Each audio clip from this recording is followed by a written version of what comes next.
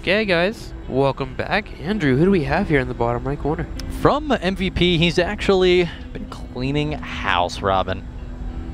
Killing Vortex, killing Wall versus XT. These are the best Surge players for, representing Karont3 here. Let's just say it as it is. So, guys, he's been cleaning house. Let's see if he can do it here versus his opponent. Ladies and gentlemen, the Protoss player, Tails.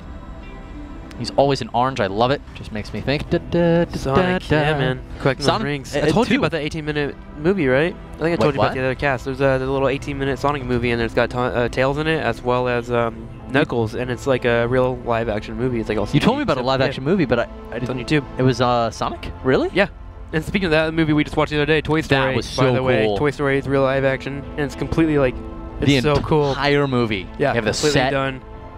It's that little so kid's awesome. a better actor than I could ever be. Like, he was actually selling it pretty darn well. I mean, you can see all the strings and stuff in the movie, but it's still like really cool and like brings back memories in it. Oh yeah, I mean, I don't know. It's like I just want to watch the regular Toy Story now. I don't care at all. But nonetheless, I know I'm kind of going off on about YouTube videos. We actually have another player up here in the top left corner. Who is it? Yeah, hailing from Germany, from Karont3 Esports. He is brought now to see if he can take out Tails in the teal, ladies and gentlemen, Crass.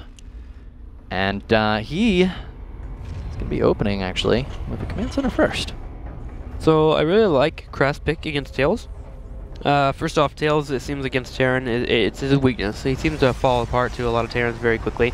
You know, they have this thing, Tim, it's called bunkers. Yeah. You know, a Zerg, you kind of have to, not only do you have to spend 100 minerals to make a spine crawler, a defensive structure to hold off 2 base all ends. Yeah. But you also have to lose a drone to do it. And, well, Terrans, it's kind of the opposite.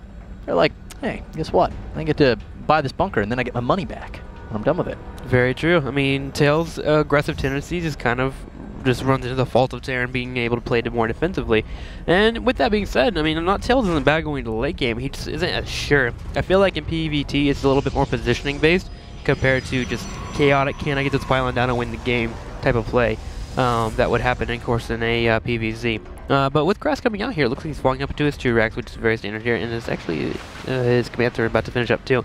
But I like Crass. I've seen him a couple of times. You mentioned that to me earlier, private, that he actually took 4th, I believe, in WC Journey? Yeah, we should actually mention, so Crass isn't actually on the Karont3 roster. Of course, they only do have the 3 players right now, but they did just pick up Vpro, we should say that. But they have Crass here. He placed 4th place in the German Nationals for BWC. Obviously made a little bit of a name for himself and is now representing Karont3 in this match. They will also, for IPTL, they have on their roster Giant, the Bulgarian Terran player, or Zerg player, excuse me. So with him doing so well in WCG, and of course you know that he's a great player, has some aggressive tendencies, of course. Whenever he gets on a roll, he just keeps that roll going, doesn't stop and pull as a football player would. He's more of like a basketball player, just constantly moving, constantly scoring points here and there in certain areas. So keep an eye on Crass to see what he has planned out. And actually, with that being said, he's going to be getting pretty aggressive. We have a total of 4 racks here when these 2 do finish up, and a little bit of aggression coming from Tails, but it's only 2 stalkers with the 3rd one now joining. This is a 3-stalker rush. He's trying to poke in, he kills some Marines, but he's got so many Marines here, he can make plays. Yeah, I mean, Tails is going to move up this ramp and have to immediately turn around. So he wouldn't go for it, but that's actually, he must have like went back to make a probe or something. Actually. I think he actually pulled back to like queue up a couple of probes right after these 2 finish up or something, because yeah, there were probes that were queued up. Yeah, that was a bit of a mistake from him. He just popped up and really expected there to be less damage there than there actually was, and now he loses 1 stalker, and that 3-stalker rush just really kind of hurts him because he loses 1. Yep, it absolutely does. He's doing a good job right now trying to keep an eye on the Marine count of Crass, of course. You do want to keep tabs on that. It helps you determine how many bunkers exactly they do have. And he's going to be falling back with that Stalker now. It's a dance of death right there, but I really want to see, you know, he's going to be able to get this Observer out. We need to see if he opts to, you know, if he goes for a second tech route here, Tim, he's probably just going to die. If we see like a Twilight Counselor or a Stargate, he'll actually be in a ton of trouble against these Marines. Alternatively, if we see him go for a tech like Colossus or additional gateways, he should be okay against the potential pressure that we could have here from Crass. Yeah, you're right. A quick Robo-Bay would be fantastic here for Tails. It doesn't look like he's going to be going that route, unfortunately. He still thinks there's only 2 racks, because it looked like there was a high number of Marines, but he didn't get like a full count on because there was a half of them actually left at the natural. This is kind of a Sting-esque, like when we watch Sting vs. Crater. But he doesn't get the scout here. He's got the Observer going straight over the Marines, and now he can start responding correctly. Yeah, immediately throws down the robotics bay. Yep. But for now, a lot of Marines are coming to his natural.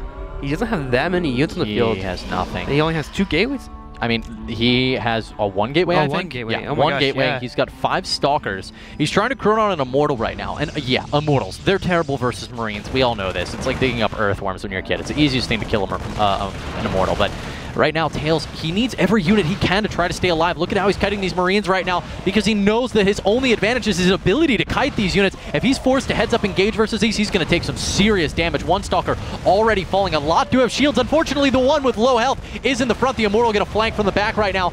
Nice target fire out of Crass, but overall, Tails may be able to kill this quantity of Marines without taking too much heavy losses. His initial engagements there were fantastic. He just kept pulling back, never taking too much damage, and the Stalker control was actually pretty flawless. It kind of reminded me a little bit of Squirtle there when it came to Stalker control, because Squirtle, man, whenever he gets a Stalker control going against Marines, you just won't ever kill him. But great play there from Tails, and now he's actually able to follow up with a counterattack.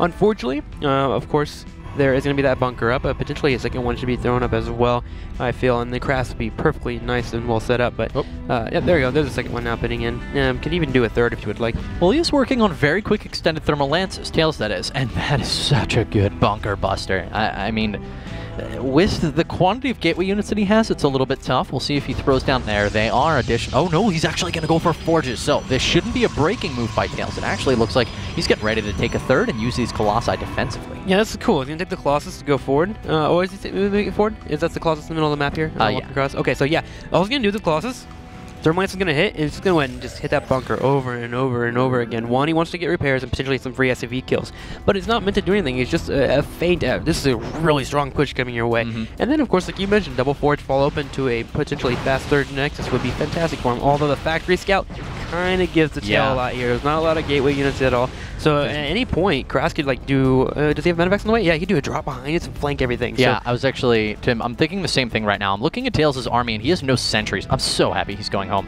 When you have no sentries with your army and you're out here with a Colossus and your opponent is about to complete stim, it is so easy for you to just lose all your units. Yeah, you needed a GTFO. Just get the freak out of there. With that being said, a lot of upgrades on their way. Viking has been popped out as well because there are more Colossi about to pop onto the field.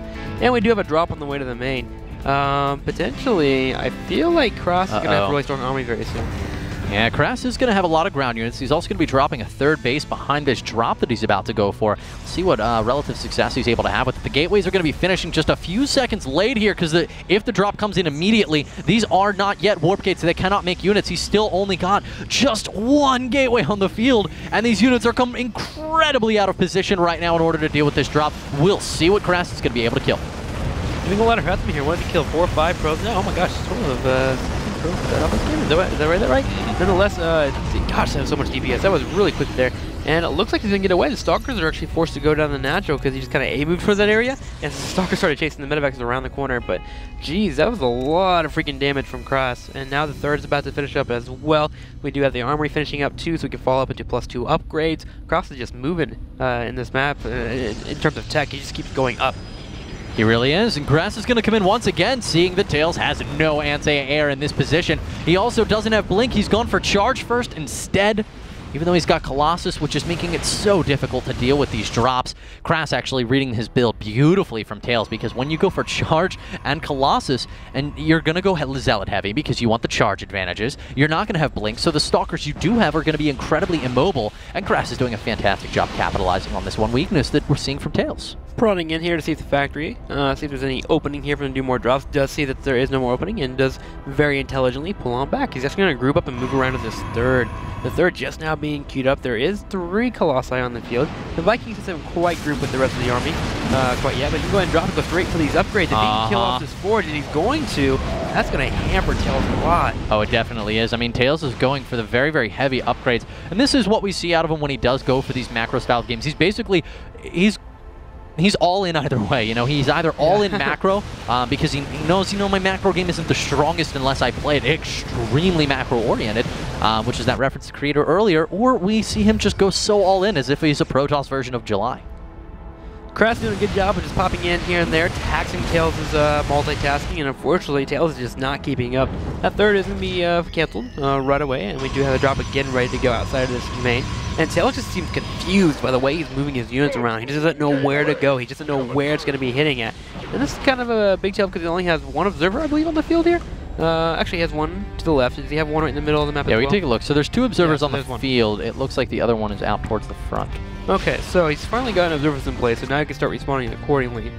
But for the most part, Crass is doing a ton of damage. Can we go ahead and check out the workers' kill count really quickly here to get a full idea? Yeah. 19. 19. So not too shabby. Can we check the units tab? Well, he killed 8 in the beginning towards the very, very start of the game, and that's just been an advantage that Crass has ridden like a surfboard. So 60 to 58 here. Third trying to go up, and that's the real story here. This third's been denied so long. While Crass has his third finished up, pretty much paid for itself already. It's got its own SV production on the way too. It's allowed him to really start taking the lead here over Tails in terms of just pure economy. And looking at this army, that is so deadly against the composition that Tails has at the moment. Tons of Vikings, a nice amount of Marauders here, and Marines, and a follow-up into a couple Medevacs. But those Vikings will kill off these Colossi so darn quickly. Yeah, I mean, there's 10 Vikings, which is a little bit lower than we like to see with 4, maybe 2 to 3 for everyone, but I mean, it's honestly in a reasonable range. I'm a big fan of having too many Vikings. You can always land them afterwards. But if you look at the ground army right now for Tails, 9 Stalkers, 2 Archons.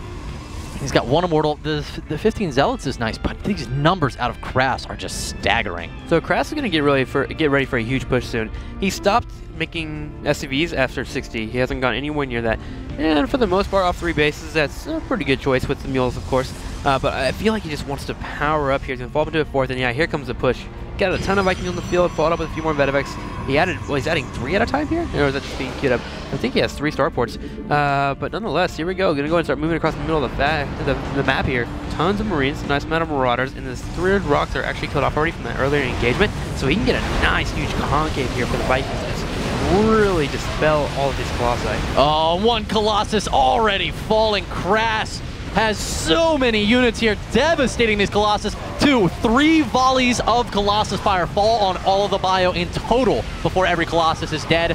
I don't see how Tails is going to manage to hold this off. In fact, there it is. Too much DPS. GG. Yeah, Crass just destroying Tails there, and Tails just not paying attention to what was going on around his main, essentially never responding accordingly to the drops, lost way too many probes. Then, of course, when he started dealing way too much attention to that main, trying to defend it, all of a sudden that third becomes very vulnerable, and Crass takes advantage of it and just canceled it once, and then also that set him up for the huge push later on as well because he killed it off the rocks.